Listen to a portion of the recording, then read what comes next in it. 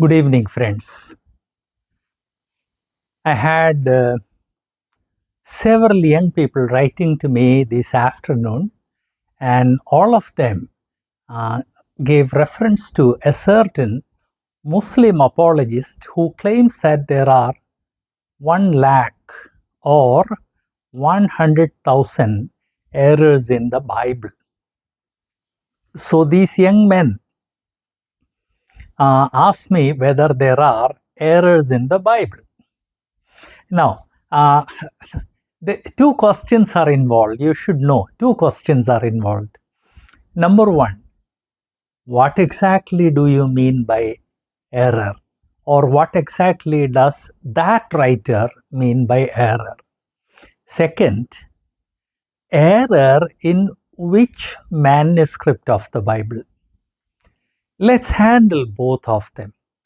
First of all, this Muslim author or apologist who claims that there are 1 lakh or 100,000 errors in the Bible, what he does is, if there are two manuscripts and if there is a spelling difference between them, then he considers one of the spellings as an error.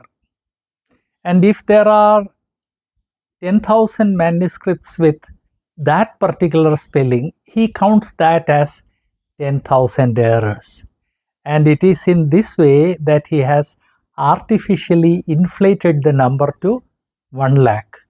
Actually, variation of spelling is a very common thing. It's a very, very common thing. It is not an error at all. Look at my name, Johnson. Some people write it as John. Others write just Jon. In Hindi language, which is my mother tongue, the name Johnson can be written in 5 or different ways. With a Chandrakala, with an O mark, without any mark above, etc. And that gave quite a lot of confusion to my teachers. In the same way, when the word of God is copied, spellings change. See, Greek was spoken at that time widely, and each dialect of Greek had a different spelling for words and names. So if there is a difference between these spellings, it is not an error, it is something natural. If somebody comes and says that Genesis 1:1 in English and in an Indian language, they do not sound alike, and therefore the Indian language Bible is wrong, I'm sure that even a mentally handicapped person can understand that he is comparing apples with oranges. So this 1 lakh error thing is an inflated number which has come in this manner. Now, you may say, okay, are there any real errors? Well, once again, the question is real errors in what kind of manuscripts? You might be surprised. What kind of manuscripts? I'm talking about Bible manuscripts. No, all Bible manuscripts are not one and the same. Bible manuscripts have come to us from many sources. One, from official sources. Two, from various unofficial sources.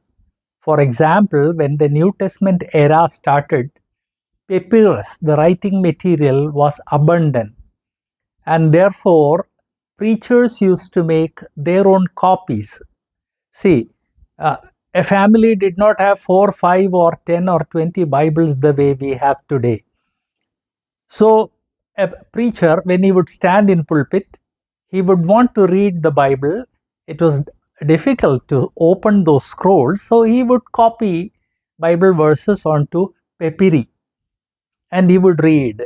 Obviously, he did not have to make it 100% accurate, and therefore mistakes of spelling and also ellipsis.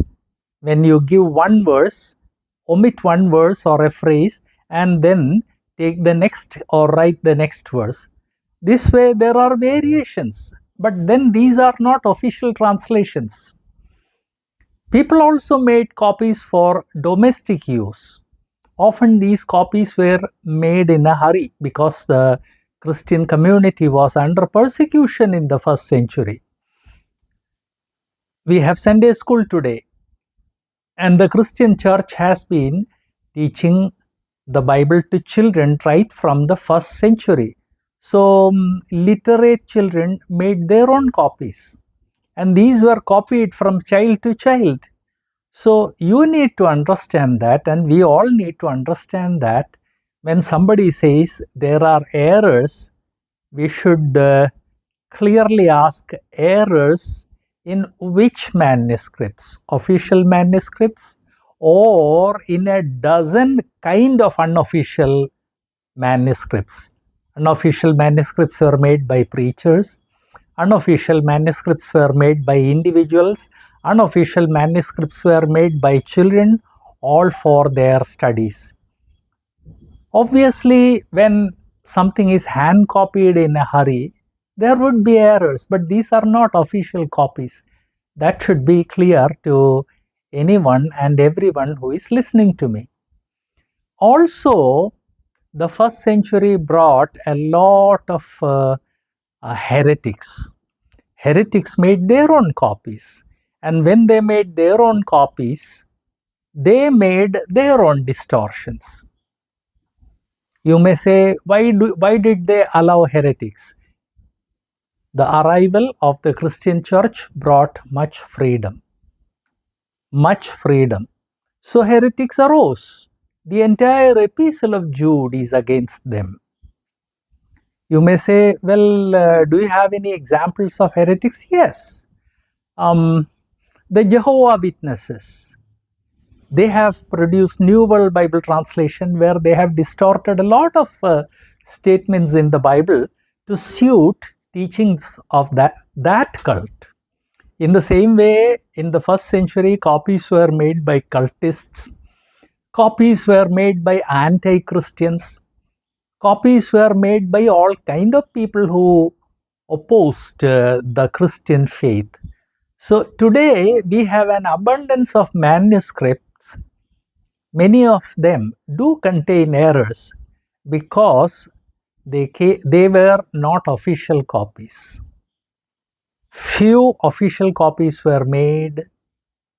A few of them have survived, or copies of a few of them have survived.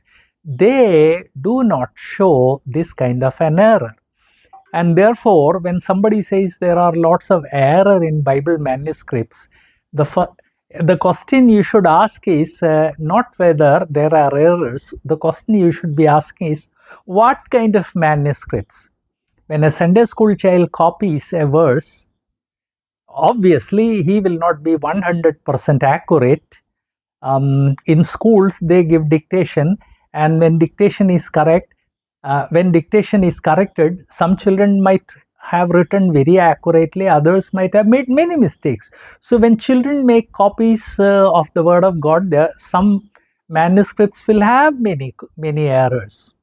Also, when a child copies from another child, there would be errors. So all this claim that the Bible has 1 lakh errors is totally misplaced, contrived, and artificial. There are a few highly reliable manuscripts. Comparing these manuscripts with each other, scholars have produced copies of the Bible about which we can say that they are as reliable as the original was.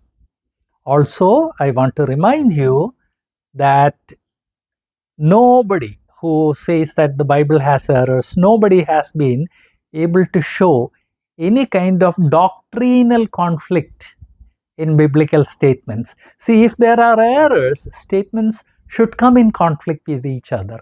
There is nothing like that. So, my dear friends, it's a humbug. It's a lot of humbug when somebody some Islamist apologist stands up and says that there are 1 lakh errors. It's not like that. Sunday school children, cultists, preachers, they all made copies. And the Word of God allowed them to make copies freely. And these were not literal copies. They were not strict word to word or letter to letter copies. And there is conflict between them, and that is natural. It's understandable. But there were few official copies. And these official or highly reliable copies have also been discovered. That's another story, but I thought today you should know why all these claims and why these claims of 1 lakh errors is absolutely false. God bless you. Please do me a favor. A lot of people have these questions in their minds. They have all heard these apologists. So please share this video with your friends in WhatsApp groups, in your church group, and also in Facebook groups. Spread the ideas. Let truth win against false propaganda. Also, if you have questions, send them to me. Here is my WhatsApp number, 751 019 8690.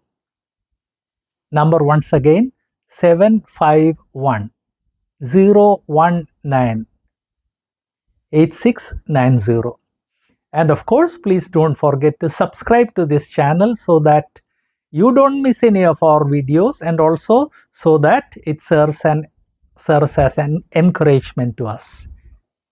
God bless you.